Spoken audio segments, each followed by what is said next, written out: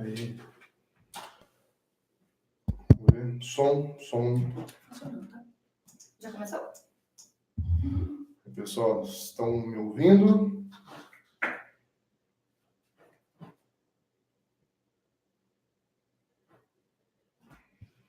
Tem que configurar isso aqui, será? Acho que já está funcionando, tá? Esse microfone grande. Ei.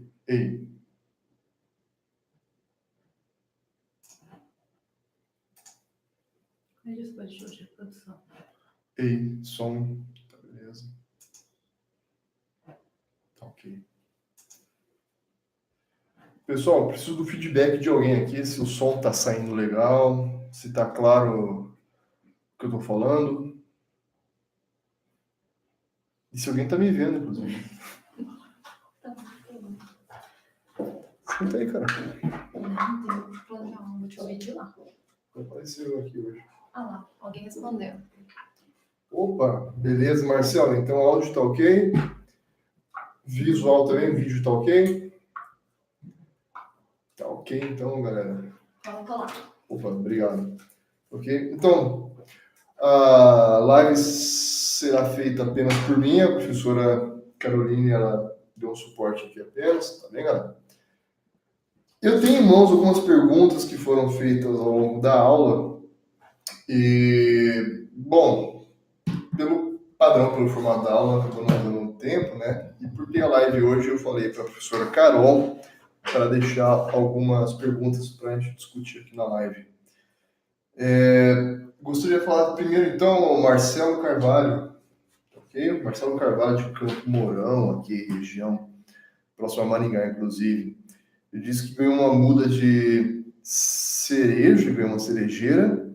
O pessoal disse para não plantar cerejeira, porque o solo de Campo Mourão, né, como na maior parte do norte do Paraná, é um solo argiloso, e que ele plantou e mesmo assim a cerejeira vingou. Tá? A cerejeira vingou e inclusive geminou. Eu tenho dado até, às vezes, flores e frutos, né? Então, Marcelo, acontece muito disso, rapaz, de alguns comentários, algumas colocações muito empíricas nessa área de ciências do solo, né? Porque às vezes o vizinho plantou, não deu certo, e aí cria um padrãozinho, já cria meio com uma lei, né? Ó, tal vegetal não pode plantar aqui porque eu plantei e não deu certo, então aqui na terra não é bom para esse vegetal. Mas vai saber, às vezes o vegetal que o cara plantou já estava doente, ou uma muda que não foi bem enxertada, ou o lugar que ele plantou, aquele lugar, o solo não era muito legal, já era um solo já compactado. Então ocorre muito disso, tá bem? Isso vale para todos, viu, galera? Existe muita lenda, muito mito sobre solos e sobre plantio, tá ok? Sobre plantio de um vegetal, falar, isso aqui é bom, isso aqui não é bom. O que é o certo? Sempre surge uma dúvida, se tiver uma sede da Embrapa aí na sua cidade, vai lá na Embrapa, ou o que é mais comum, sobretudo aqui no Paraná, é a Emater. O pessoal da Emater, assim, eu tenho bastante contato com eles, são muito solícitos, muito prestativos, e vai te dar já alguma ideia aí se determinado vegetal dá certo ou não na sua região. Beleza? Danilo, claro que você pode participar, cara, seja bem-vindo aí. Bom, o Rodrigo de Sete Lagoas, o Rodrigo fez uma pergunta lá na sala, acabei conseguindo responder ela, né, Rodrigo? No caso da manutenção do solo, do manejo, acho que está querendo dizer, né? Caso não seja feita a manutenção dos nutrientes desse solo, ele pode se tornar saturado e acabar ficando um solo improdutivo.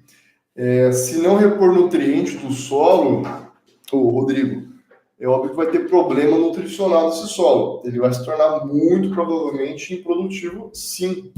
Ele vai se tornar um solo quase que estéril. O pessoal da agricultura gosta de falar, né? O solo estéril, um solo que tem problema para produzir. Se não estéril, a produtividade minimamente vai ser uma produtividade muito baixa.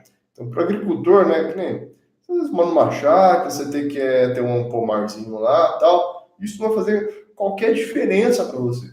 Mas se você for um agricultor que depende único e exclusivamente do solo, da produtividade, 10%, 5% que altere a sua produtividade para menos, isso pode ser problemático.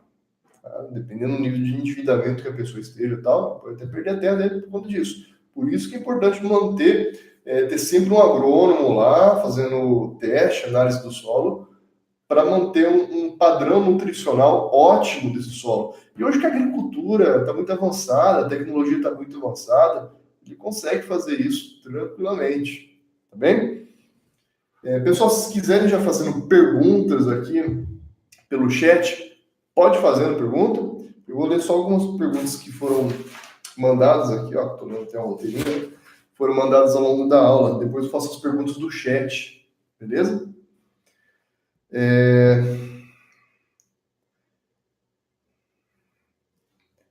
Professor, nós temos turfa no Brasil, é a Fernanda de Curitiba, perguntou, né, em que região? Nós temos turfeiras, né, não muitas, se eu for pegar Estados Unidos, alguns países europeus, sobretudo países nórdicos da Europa, tem muitas turfeiras, muitas turfas. Temos aqui na região sul do Brasil, a professora Carol passou uma informação bem interessante, que no Sergipe nós temos turfeiras também, tá?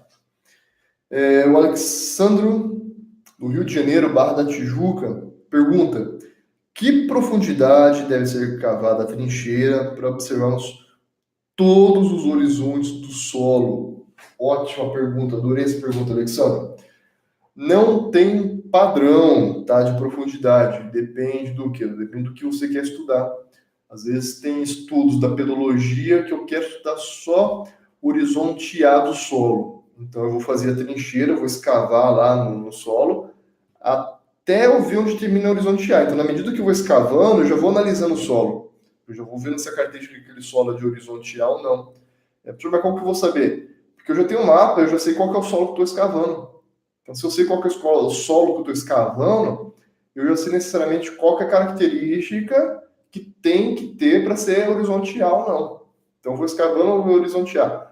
Escavei mais, eu vi que chegou no horizonte B, pode parar. Tá? Agora, se eu quiser ver todos os horizontes do solo, depende muito de região para região, depende muito de tipo de solo para tipo de solo. Mas até numa mesma vertente, se é a mesma vertente, você vai encontrar solos extremamente profundos na média vertente, de 20 metros, na alta vertente, solos com profundidade mediana, e na baixa vertente, solos mais rasos, tá? Porque está sendo escalado por ação de um rio, alguma coisa assim. Então varia muito. E como que eu sei quanto eu quero escavar? Se você quer ver todos os perfis do solo, melhor dizendo, você tem que escavar até chegar no final do horizonte C. Então você vai escavando, escavando, você começa a ver que aparece muito regolito, muito saprólito, que são aqueles pedregulhos, né? Cascalho, que é originado da rocha-mãe, você já pode cavar porque já está no horizonte C, já passando para a rocha-mãe. Então você vai conseguir ver lá no topo o horizonte A, depois O, né, se tiver uma floresta lá, horizonte O, A, B e o C. Tá? Mas varia muito de região para região, de tipo de solo para tipo de solo. Uma pergunta do Francisco Xavier, de Londrina, ele participou ano passado, inclusive, com uma pergunta bem interessante. Olá, é possível retirar esses minerais do solo mais profundo, no caso do horizonte B, e usando a lavoura? Uma pergunta interessante, até por uma questão lógica, né? Se o horizonte A, que é bom para a agricultura, que é o mais importante da agricultura, ele fica pobre porque chove e a água infiltra aqui para baixo no horizonte B, então, lógico, eu vou em uma área que não tem agricultura, escavo o solo, pego esse horizonte B e jogo lá para cima. Mas não fazemos isso, Francisco, por um motivo muito simples. Primeiro, o impacto ambiental terrível que isso ia causar, né? Ia alterar o ambiente, porque seriam áreas enormes, hectares e hectares de terra que deveriam ser revolvidas, pegando o horizonte B, que às vezes está a 5 metros de profundidade, 10 metros de profundidade, e tirando esse horizonte B. Então, o impacto ambiental seria nosso absurdo. Segundo, custo, né? O custo operacional de você pegar uma área lá com solo e pegar e jogar na B, acaba muitas vezes não valendo a pena, sendo que a gente tem uma produção de fertilizante em larga escala sendo feito hoje no mundo, com nitrato, o trio de ferro, né? O nitrato, fosfato e potássio, o NPK. Então, esses fertilizantes são produzidos em escala industrial e o custo para você pegar o horizonte B do solo, tirar ele, jogar em uma outra área, seria muito custoso e, lógico, né, a pessoa deve fazer uma conta aí e não deve valer a pena. Beleza? Então, Alexandre agradecendo aí a resposta. Isso aí, Alexandre, tem que participar mesmo. A Ana Paula Martins, de Campo Mourão também. Porque o professor tratou principalmente essas 6 categorias de solo. Eu acho que a Ana Maria tá falando, Ana Paula, tá falando das categorias de solo, na verdade são os tipos de solo, né? Percebo que eu não trabalhei os 13 tipos de solo, vocês têm aqui na apostila, tá bem resumidinho, inclusive, eu trabalhei 6. Por que desses 6? Novamente, quando você pega um mapa do Brasil, esses 6 tipos que eu trabalhei são os mais comuns em espaços, são os que ocupam maiores áreas. Então, para otimizar, para caber essa aula dentro dos 50 minutos, é óbvio que eu poderia trabalhar com os 13, só que não daria tempo de trabalhar outras coisas também, né? Então, a gente tem que pegar o que é mais importante. Mais importante os solos que são mais comuns. Então, eu peguei dos 13, quais são comuns? Então, é latossolo, litossolo, cambissolo, etc, etc. Então, trabalhei com esses aqui, Ana Paula, só explicando a minha metodologia, tá? Porque eu trabalhei com os 6 e não com todos, com os 13. Beleza? Então é isso, pessoal. O que tinha na perguntas de aula eram essas, que a professora Carol reservou. Estamos abertos, então, aqui. Já vi que tem algumas coisinhas no chat. Vamos mandando pergunta. Só lembrando que... Deixa eu mudar o microfone aqui, vamos ver se fica melhor. Olha que microfone chique que nós temos aqui. Tá? Digno de estúdio de gravação mesmo. Se soubesse, tinha trazido meu violão aqui hoje. Será que fica melhor agora?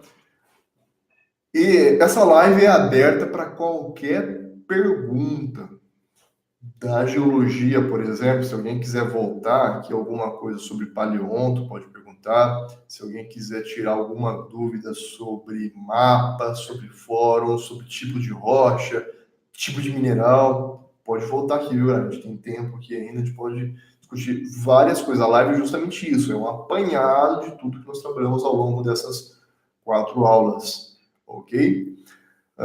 Então, o Alisson Brito, como deve se manejar o solo para culturas agrícolas não tradicionais em determinadas regiões?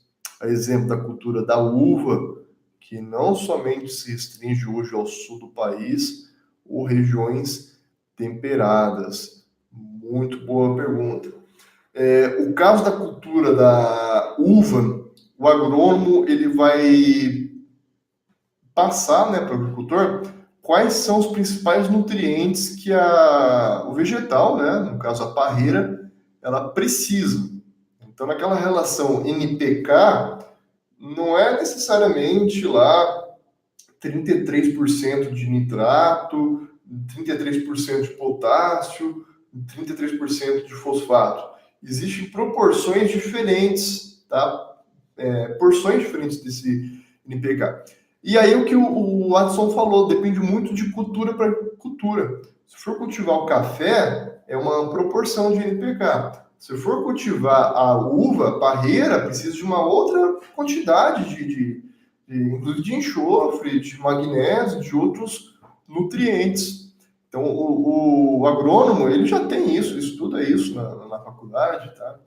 E aí, qual que é o segundo passo? Você vai estudar o seu solo agora, né? Então, tá, a parreira precisa disso. E como está o meu solo? Então, faz uma análise de macronutrientes, micronutrientes do solo, e aí faz um receituário. Ó, se o solo é assim, para ser ideal para plantar uva, ele precisa de uma correção nutricional. Então, você vai aplicar tantos quilos de nitrato por alqueire ou por hectare, tantos quilos de fosfato por alqueire ou por hectare, às vezes chega a toneladas, tá? Chega a toneladas. E aí você vai corrigir aquele solo, vai deixar um trato dele ideal por cultivo das parreiras, para você ter produção de uva. E uma coisa que o Adson falou que é bem legal, hoje a uva não tem mais aquele negócio de já tem que ser um clima mais temperado, um clima mais frio, né? No Brasil, tradicionalmente, a vitivinicultura, né, a cultura da uva, ela sempre foi no sul do Brasil, e não somente no sul do Brasil, mas em regiões altas do sul do Brasil, né? No caso da Serra Gaúcha. Nós encontramos já produções industriais, comerciais, de uva no noroeste do Rio Grande do Sul, olha que é uma região quente, inclusive, noroeste do Rio Grande do Sul, região de Juí.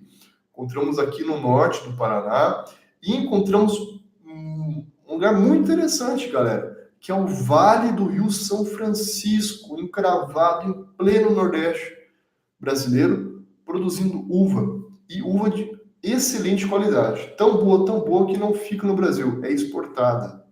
Então, a Embrapa mesmo, ela participa dessas pesquisas para aclimatar a uva para climas mais quentes, o que a Embrapa já fez com a soja há 40 anos atrás. Se você lembrar bem, a soja era de clima mais temperado para frio. A soja começou no Brasil, Rio Grande do Sul, Santa Catarina, a soja lá da China. É um clima mais temperado mesmo. Estados Unidos e tal. E hoje a gente planta soja no Tocantins, oeste da Bahia, Mato Grosso. E como que a soja sobrevive no Mato Grosso, né, no Tocantins? Foram sendo modificações no laboratório, até se chegar numa soja que tivesse uma boa produção, mesmo em climas com temperaturas aí acima dos 40 graus. A mesma coisa com a uva. Beleza, Adson? Deu um tema aí para a gente desenvolver bastante. Vamos ver aqui, então. Só a cal serve para calagem, né? A caliação. A cal vai ser uma mistura de calcário, né? Dolomita aí, um calcário e magnésio. Tá? Basicamente, a cal é isso, né? Calcário e magnésio. Marcelo Cândido. O Maurício Tosta. Professor, fiquei com uma dúvida de uma aula anterior sobre as ondas internas, primárias e secundárias, como elas funcionam e interferem na superfície. Beleza. Então, o que são essas ondas primárias e secundárias? Toda vez que tem um abalo sísmico, né, um sismo, lembra que eu dei o exemplo da superfície da água de um lago? Quando a gente toca a superfície dessa água, não se propagam ondas? Seria mais ou menos isso. Só que são dois tipos de ondas no caso do abalo sísmico. Quando tem um sismo, existe uma onda, a primeira onda que sai daquela área e se propaga ao longo das rochas, né, no interior da Terra, que é a onda primária. Ela é mais rápida, é por isso que é a primeira que sai. Então é a primeira que vai chegar, inclusive, na superfície terrestre, provocando terremoto. E ela se propaga em qualquer meio, sólido ou líquido. Bem? A onda S, que depois que tem a ruptura lá, né, sai essa onda, é liberada uma série de outras ondas. A outra onda que sai é a onda S. É por uma característica física mecânica. A gente entraria num campo que não teria por que debater aqui. A onda S, ela é mais lenta. Então, enquanto a onda primária ela chega rapidamente na superfície, a onda S ela vai demorar um pouco mais. Por isso que quando tem um grande abalo sísmico, logo na sequência tem um outro abalo sísmico naquele local. O pessoal no Japão, no Chile já estão acostumados com isso. Então, se tem abalo sísmico, eles não ficam que bom, parou, tá tudo tranquilo agora. Eles pensam, não, agora que é perigoso. Por quê? Porque esse primeiro abalo sísmico, ele já meio que desestruturou as coisas, né? Às vezes colocou prédios a ponto de ruir, pontes a ponto de ruir, e aí quando vem essa segunda onda que chega na forma de terremoto, então o prédio que já estava com a estrutura abalada, ele cai. Uma ponte que estava com a estrutura abalada, ela cai. Então, nós consideramos, inclusive, essa segunda onda secundária, quando ela chega na superfície e vira terremoto, mais perigosa no sentido de mais potencial de dano, né, de matar as pessoas. Outra coisa, a onda S, ela se propaga em meio sólido só, em meio líquido não. Então, como que nós descobrimos que o núcleo externo da Terra ele é líquido e não sólido? Justamente por conta disso. Nós percebemos que tinha um abalo sísmico, né, e todas as estações sismológicas espalhadas ao longo do planeta, que quando a onda P passava e chegava numa onda sismológica, estação sismológica, a onda secundária não passava. né? Então ela ia para uma estação, mas não ia para outra. E a gente interpretava que para chegar na outra, ela teria que atravessar o centro da Terra. E ela não atravessava o centro da Terra justamente porque o núcleo da Terra, o núcleo externo, no caso, ele é líquido. Então essa onda S, quando chega nesse núcleo líquido, ela morre, tá? E propaga apenas a parte lateral, que é sólida. Ok? Boa pergunta. Continuando a pergunta do Marcelo, tem mais uma pergunta, Marcelo. Com o fim da Pangeia, a formação da Terra mudou. Foi ocasionada por um terremoto destruidor na ocasião? Não, a Pangeia, o final da Pangeia, né, então quando estava tudo unido, o final dela foi provocado justamente por aquelas correntes de convecção que vocês encontram, deixa eu até procurar aqui no livro, as correntes de convecção que vocês encontram aqui na página 63, página 63 do livro. Tá? Então, essas correntes de convecção aqui, que nada mais é do que magma, né? Do que o magma se deslocando dentro do manto terrestre. O magma superaquecido se torna menos denso, né? Entre aspas, mais leve. E a tendência dele é subir, emergir no manto. Chega até a crosta. Quando chega na crosta, ele perde temperatura, porque a crosta é mais fria. Então ele se torna mais pesado, mais denso, então ele desce. Aí está perto do núcleo, ele aquece de novo, ele sobe. Tá? Chega perto da crosta, ele resfria, desce. Isso são duas células sempre, tá? É mais ou menos o que acontece, sabe quando você vai ferver a água para fazer o chimarrão, para fazer o café? Fica borbulhando aquela água lá no bule ou na panela? Aquele borbulhar nada mais é do que isso, corrente de convecção da água. Só que a gente não consegue ver que a gente está olhando de cima, né? Se a gente conseguisse ver de lado e colocar um corante na água, a gente vê essas células de convecção. Isso acabou fraturando a crosta terrestre onde tinha essas células. Então, em alguns pontos do planeta em que o núcleo é muito mais aquecido, ocorrem essas células de convecção. E no que a crosta terrestre foi se fraturando, fragmentando, passou a se formar vales. Então ela quebra, né, formou um vale. E por esses vales é que a água desse mar primordial, nesse mar de Tétis, Pantalassa, avançou, dando origem, no caso, ao Oceano Atlântico. E aí separando ao longo de milhares de anos, né, de um lado a América do Sul, do outro a África, a América do Norte de um lado, do outro lado a Europa. Né? Então não foi um terremoto, foram milhões de anos essa corrente de convecção fraturando aquele contato, aquela área lá, e empurrando a crosta um para um lado, outro para o outro, formando um vale, e esse vale sendo preenchido por essa água do Mar de Tétis e da Pantalassa. Ok, Marcelo? Outro Marcelo, só que agora não é o Cândido, é o Marcelo Carvalho.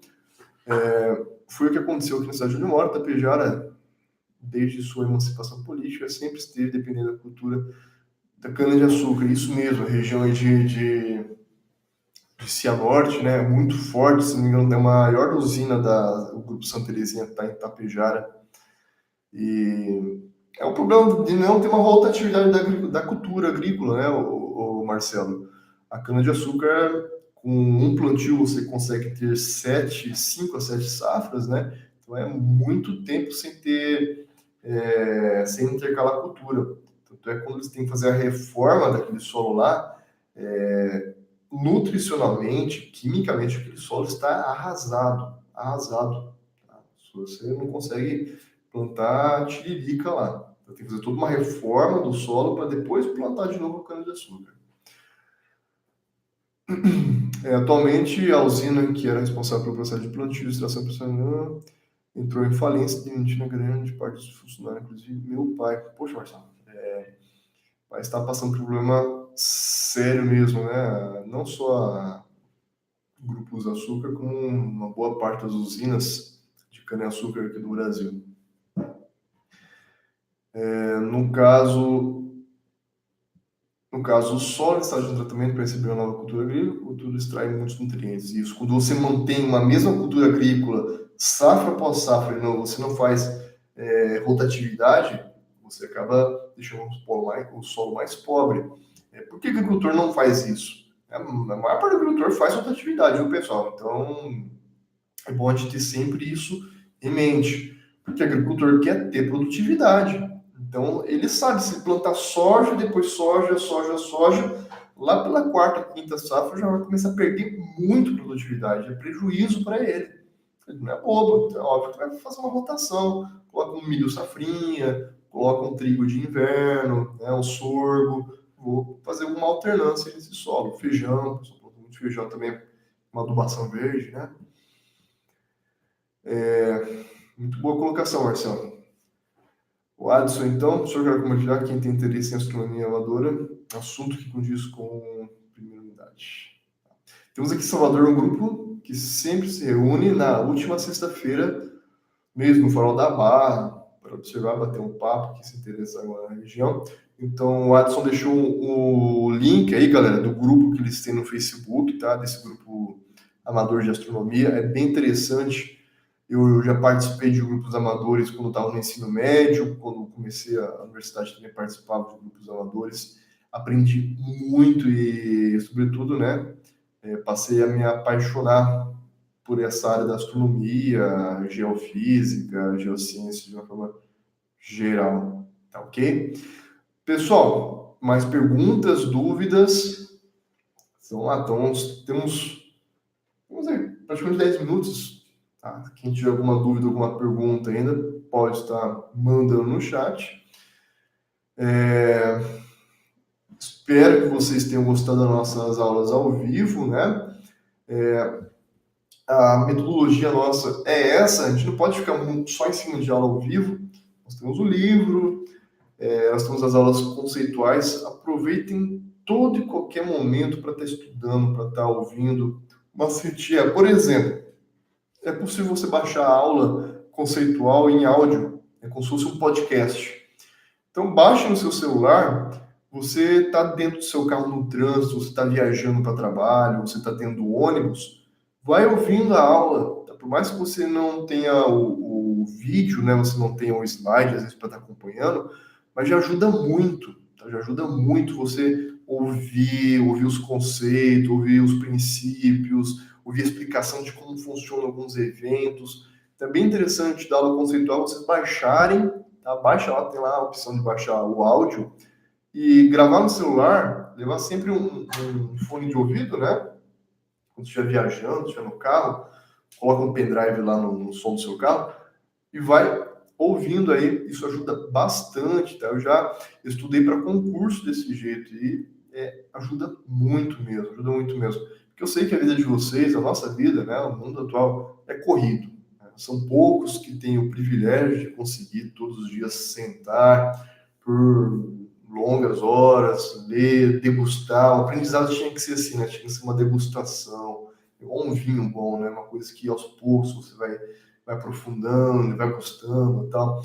Mas não tem como, né? Nós trabalhamos, estudamos, temos nossas famílias, então aproveitem todo minuto, segundo para estar se inteirando do conteúdo. Tá? Não pode contar só com uma aula ao vivo, ou não pode contar só com um livro. É o conjunto que vai fazer você ir bem na prova, mas o que é mais importante vai fazer você passar no concurso aí, vai fazer você ser um bom professor de geografia. Tá ok? Aí, ó, pessoal agradecendo, obrigado vocês, galera, terem acompanhado nas aulas ao vivo e agora na live também, né? Até tardezinha, sei complicado, vocês têm esses compromissos, tem que acordar cedo amanhã. O Danilão de Terra Rica, vamos lá. No tocante aos tipos de solo da região noroeste do Paraná, temos o arenito Kaiowá.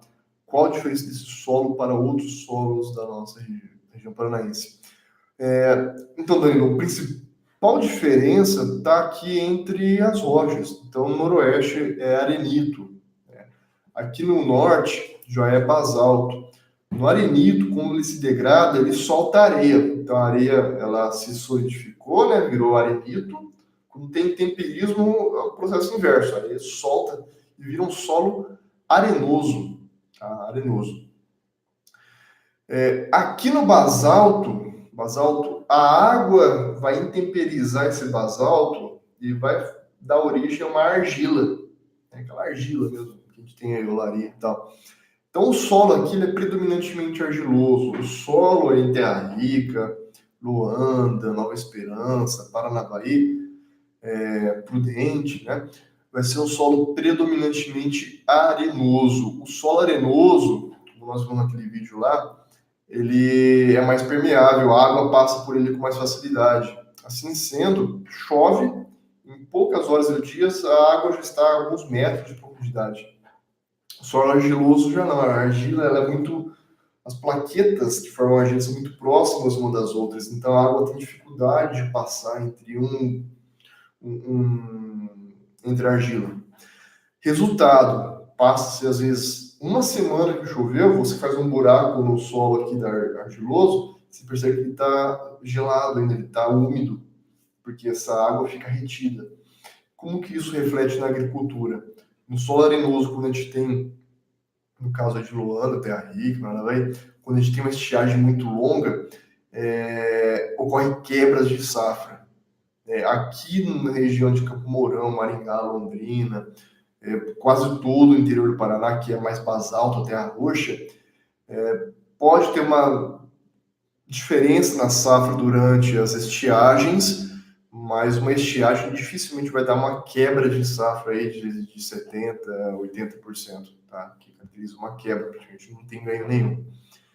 Então, pode ser diferença de você ter uma prosperidade ou não na agricultura. Por isso que na região noroeste aí do Kaiowá, é muito raro você ter plantio de soja, grandes áreas de soja. Plantio tem, óbvio, né? Sempre vai ter uma propriedade ou outra que o pessoal tenta, planta, né? Eu estou falando de uma forma geral. É muito difícil você ter grandes produções de soja, como tem aqui na região norte. Por experiência, né, de algumas safras que o pessoal tentou, a Emater entrou junto até para tentar dar assistência para o agricultor.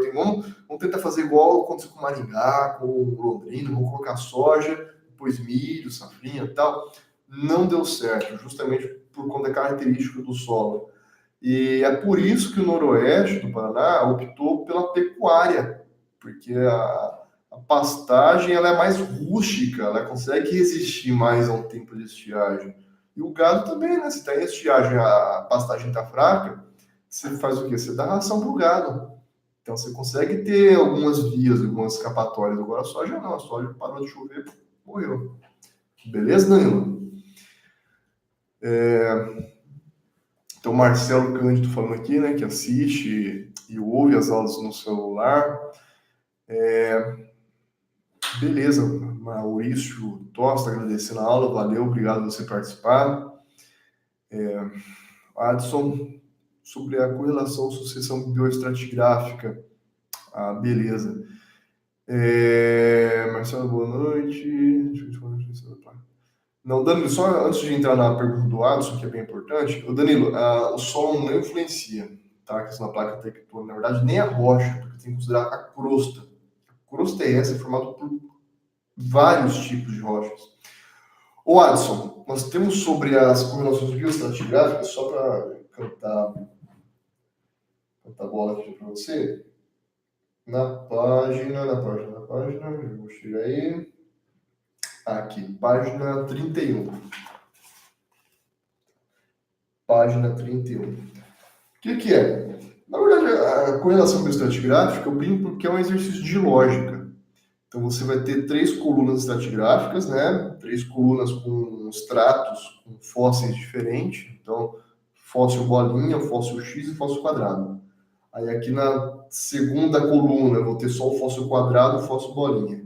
Terceira coluna, tem o fóssil quadrado, fóssil bolinha, fóssil triângulo. O que eu faço? É como se fosse análise das rochas em 3 pontos diferentes. Então, tem um lugar em que uma rocha não existe, aí aparece uma outra rocha diferente em outro lugar. Você vai relacionar um extrato com outro, um extrato com outro, um extrato com outro.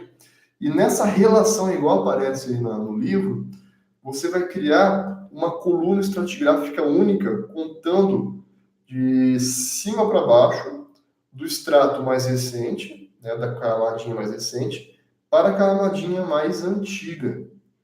Então, isso só é possível quando você faz essas correlações, você vai colocando em ordem cronológica. Qual que é a primeira, é mais recente, qual que é a última, é mais antiga. E todas elas em sequência lógica, tá bem? Tem alguns exercícios também na internet, quem quiser praticar bioestratigrafia, mas, galera, como eu falei, tem que treinar qualquer coisa, desenha no papel que está no computador, desenha no papel e vai fazendo a relação entre um e outro. Então, aqui tem triângulo, eu ligo um no outro. Aqui tem bolinha, eu ligo um no outro. Mas vamos supor que aqui tem entre triângulo e bolinha tem um quadrado. Então, o quadrado eu não tenho aqui. Então, o quadrado eu deixo ele vazio, tá? Não faço ligação nenhuma. Como vai ficar a sequência? Bolinha, quadrado, triângulo. É a sequência mais completa possível, ok? O Marcelo Carvalho, professor, você vai estar pegando o bolso daquela que foi entregue aula passada. Beleza, Marcelo, vou pedir pro pessoal anotar seu nome então, tá? Se gabaritar a prova, vou mandar uma... Qual que é o seu polo, Marcelo? É de Cianorte ou de Itapejara mesmo? Se gabaritar a prova, vai aí pro seu polo. Eu quero 6 nessa Uma bolsa. prova aí. Hã? Eu quero 6 nessa prova, então. 6 nessa prova, viu, professora Carol, né? Dá um tchau aí, professora Carol. Beleza, pessoal? Então a Carol veio aqui me puxar. Temos que encerrar. Gostei muito. Eu sempre tenho essa metodologia de fazer a live, né? Se fosse possível, até ter bastante. Forte abraço para todos aqueles, sobretudo vocês, heróis da resistência, ficaram aqui na live também. Espero encontrar vocês aí um dia, em algum evento, algum congresso, alguma coisa, pra gente conversar mais assuntos geográficos. Forte abraço, galera. Campo Mourão, então, Marcelo. Se gabaritar, vai para Campo Mourão. Abraço, galera. Até a próxima.